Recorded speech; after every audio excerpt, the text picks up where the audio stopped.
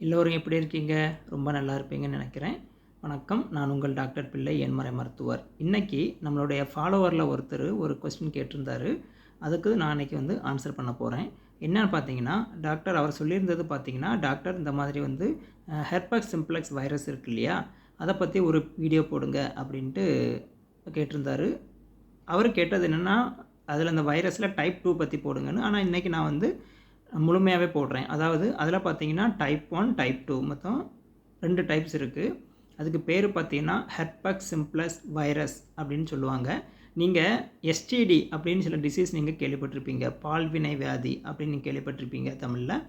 So இதுக்கு இந்த type 2 virus தான் காரணம். முதல்ல பார்க்கலாம்.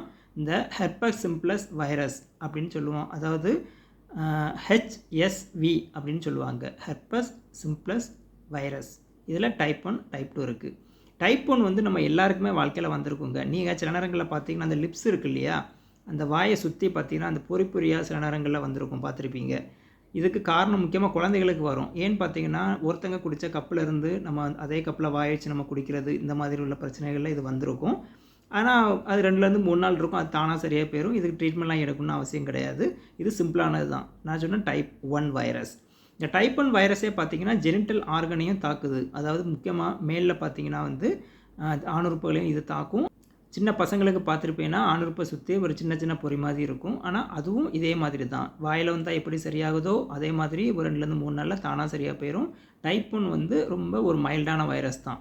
ஆனால் நான் சொன்ன மாதிரி பால்வினை வியாதியை தோற்றுவிக்கக்கூடிய அந்த டைப் 2 வைரஸ் ரொம்ப கேர்ஃபுல்லாக இருக்கணும். ஏன்னா இந்த டைப் 2 வைரஸ் கொஞ்சம் சிவியர் ஃபார்ம். இந்த டைப் 2 வைரஸ் எங்கே வரும்னு கேட்டிங்கன்னா, ஒரு மனிதர்களுடைய இனப்பெருக்க மண்டலத்தை மட்டும்தான் இது தாக்கும். STD அப்படின்னு சொல்லக்கூடிய செக்ஷுவலி டிரான்ஸ்மிட்டட் டிசீஸ், தமிழில் பால்வினை வியாதின்னு சொல்கிறோம். இது எப்படி பரவுதுன்னு பார்த்தீங்கன்னா, நம்மளுக்கு எய்ட்ஸ் எப்படி பரவுதுன்னு தெரியும் இல்லையா, அதை நம்ம HIV அப்படின்னு சொல்லுவோம், இல்லை எய்ட்ஸ்ன்னு சொல்லுவாங்க. அது கான்டாக்ட் மூலமாகவோ இல்லைனா செக்ஷுவல் டிரான்ஸ்மிஷன் மூலமாகவோ பாடி ஃப்ளூயிட் மூலமாகவோ இந்த மாதிரி பரவுன்னு சொல்லுவாங்க. ஆனால் இந்த வியாதி பார்த்திங்கன்னா ஒரு கான்டாக்ட் மூலமாகவும் செக்ஷுவல் கான்டாக்ட் மூலமாகவும் இந்த வியாதி பரவும்.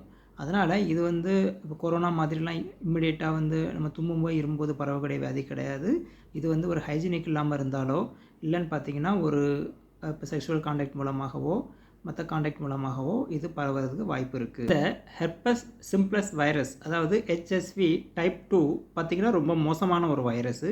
இது முக்கியமாக ஒரு மனிதனுடைய இனப்பெருக்க மண்டலத்தை முக்கியமாக தாக்கும். இது ஆண்கள் பெண்கள் எல்லாருக்குமே வரும்.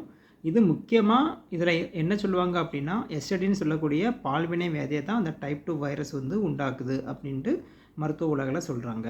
அப்போ இந்த சிவியர் எதுன்னு பார்த்தீங்கன்னா டைப் 1 டைப் 2 உங்களுக்கே புரிஞ்சிருக்கும். டைப் 2 தான். ஏன்னா டைப் 1 நம்ம பார்த்த வரைக்கும் ஒரு சின்னதாக ஒரு 2-3 நாள் ஒரு சின்ன ஒரு பொறுப்பிரியாக ஒரு ஸ்கின்னில் ஒரு இது மாதிரி வரும். ஃபீவர் சில பேருக்கு வரும், இம்யூனிட்டியை பொறுத்து வராமல் கூட இருக்கலாம். ஆனால் அந்த டைப் 2 வைரஸ் கொஞ்சம் ஒரு சிவியரான ஒரு வைரஸ் தான் இல்லையா. அது ஜெனிட்டல் ஆர்கன்ஸை தாக்கி அதில் ஒரு சோர் ஸ்கின்னு சொல்லக்கூடிய ஸ்கின்னில் ஒரு புண்ணா இல்லைனா ஒரு பேட்சாக அந்த மாதிரி நம்ம இனப்பெருக்க மண்டலத்தை சுற்றி அந்த ஸ்கின்னில் அந்த பிரச்சனை வரும்.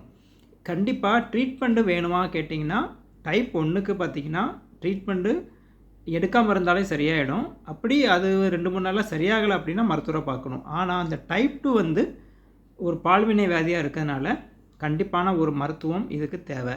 மருத்துவரை கண்டிப்பாக பார்க்கணும். நம்ம ஊரில் பார்த்திங்கன்னா ஆணுறுப்பை சுற்றியோ பெண்ணுறுப்பை சுற்றியோ ஏதாவது ஒரு பிரச்சனை ஸ்கின்லேயோ இல்லை வேறு எந்த பிரச்சனையோ வந்தாங்கன்னா கூச்சப்பட்டுக்கிட்டு மருத்துவரை பார்க்கவே மாட்டாங்க. இது மிகவும் தவறான செயல் இல்லையா. அதாவது மனுஷங்களுக்கு இப்போ டாக்டரை பொறுத்த வரைக்கும் நாங்கள்லாம் ஒரு மருத்துவர்களாக இருக்கும்போது ஒரு மனுஷங்களாக இருந்தால் கை கால் மாதிரி தான் நாங்கள் எல்லா உறுப்புகளையும் செக் பண்ணி ட்ரீட்மெண்ட் கொடுக்குறோம். இதில் கூச்சப்பட ஒன்றுமே இல்லை.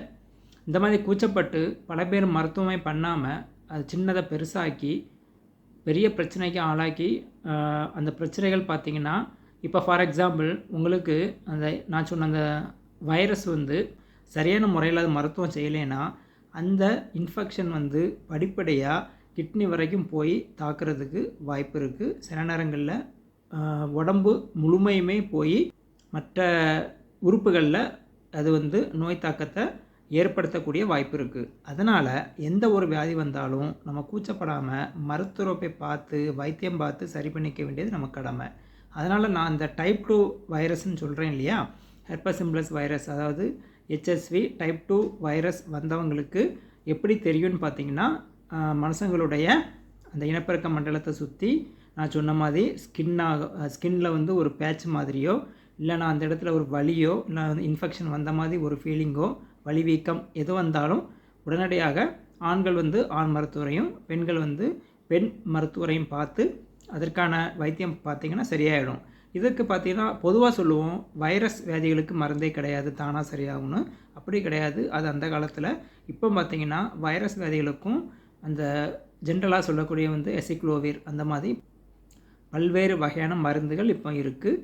மருத்துவர்கிட்ட போனீங்கன்னா தான் அவங்க கரெக்டாக செக் பண்ணி எந்த மாதிரி மருந்து வேணுமோ அதை தந்து சரி பண்ணுவாங்க. செல்ஃப் மெடிகேஷன் இதுக்கு வந்து எடுக்கவே கூடாது. சில பேர் பார்த்திங்கன்னா ஹோம் மெடிசின் ஃபாலோ பண்ணுவாங்க, மற்ற அல்டர்னேட் மெடிசின் ஃபாலோ பண்ணுவாங்க. இதெல்லாம் ஃபாலோ பண்ணால் கூட நீங்கள் ஒரு மருத்துவரை பார்க்க வேண்டியது, அதாவது ஆத்தரைஸ்டு மருத்துவர். நான் அதுக்காக வந்து ஆங்கில மருத்துவரை மட்டும்தான் பார்க்கணும்னு சொல்ல வரல. நீங்கள் யாரை பார்த்தாலும் அவங்க ஒரு படித்த டாக்டராக இருக்கணும். அது எந்த மருத்துவமாக இருந்தாலும் பரவாயில்ல, போய் பார்த்து நீங்கள் அந்த நோய்க்கான மருத்துவத்தை எடுத்தே ஆகணும். நம்ம ஊரில் பொதுவாகவே பார்த்திங்கன்னா இப்போ எய்ட்ஸ் அப்படின்னா எல்லாருக்குமே தெரியும், அது ஒரு பால்வினை வியாதி மாதிரி தான். இந்த HIV விட கொடுமையான செக்ஷுவலி டிரான்ஸ்மிட்டட் டிசீஸ், அதாவது ஷார்ட்டாக STD, தமிழில் வந்து பால்வினை வியாதி அப்படின்னு சொல்கிறோம் இல்லையா. இதில் பல்வேறு வகையான வகைகள் இருக்குது. உங்களுக்கு காமனாக பார்த்திங்கன்னா இந்த மாதிரி வந்து HSV வைரஸால் வரக்கூடியது, அப்புறம் குனேரியான்னு ஒன்று இருக்குது. இந்த மாதிரி நிறைய டைப்ஸு சொல்லிட்டே போகலாம். அது வந்து என்னங்கிறத ஒரு மருத்துவரால் மட்டும்தான் கண்டுபிடிச்சி அது வைத்தியம் பண்ண முடியும். அதனால் நீங்கள் கூச்சவே படாமல் மருத்துவரை பார்க்க வேண்டியது உங்களோட வேலை. ஆனால் இதுக்கு பயப்பட தேவையில்லை. நீங்கள் வந்து இது உடம்புல வேறு எதாவது வந்துடுமோ, இறந்துருவோமோ, அந்த மாதிரி ஒன்றுமே கிடையாது. அந்த காலத்தில் மருந்து இல்லாமல் இருந்திருக்கலாம். ஆனால் இப்போ பார்த்திங்கன்னா ஆங்கில மருத்துவத்திலே பார்த்திங்கன்னா நல்ல நல்ல மெடிசன்லாம் இருக்குது. எனக்கு தெரிஞ்ச பல பேஷண்ட்ஸ் வந்து இந்தமாதிரி பிரச்சனைலேருந்து விடுபட்டு முற்றிலுமாக குணமடைஞ்சு வாழ்ந்துட்டுருக்காங்க. அதாவது சில பேர் சொல்லுவாங்க, இந்தமாதிரி வியாதிகள் வந்தாச்சுன்னா இதுக்கு வந்து கடைசி வரைக்கும் அப்படி தான் இருக்கும். அப்படி கிடையாது. நல்ல மருத்துவம் இருக்குது. நீங்கள் முறையான மருத்துவம் எடுத்துக்கிட்டிங்கன்னா இந்த நோயிலேருந்து கொஞ்ச நாள்லேயே விடுபட்டு நார்மல் லைஃபுக்கு போயிடலாம். அதனால் நீங்கள் ஃபஸ்ட்டு பயப்பட தேவையில்லை, பதட்டப்பட தேவையில்லை. மருத்துவரை பார்க்க வேண்டியது உங்கள் கடமை. எந்த பிரச்சனைனாலும் நீங்களே ஒரு டயக்னோசிஸ் பண்ணாமல் மருத்துவரை பார்த்தீங்கன்னா அவங்க ப்ராப்பராக டயக்னோஸ் பண்ணி ட்ரீட்மெண்ட் வந்து உங்களுக்கு சரி பண்ணிடுவாங்க. மீண்டும் ஒரு நல்ல வீடியோவில் நம்ம சந்திக்கலாம். நம்ம சேனலை சப்ஸ்கிரைப் பண்ணாதவங்க பண்ணிக்கோங்க. நன்றி, வணக்கம்.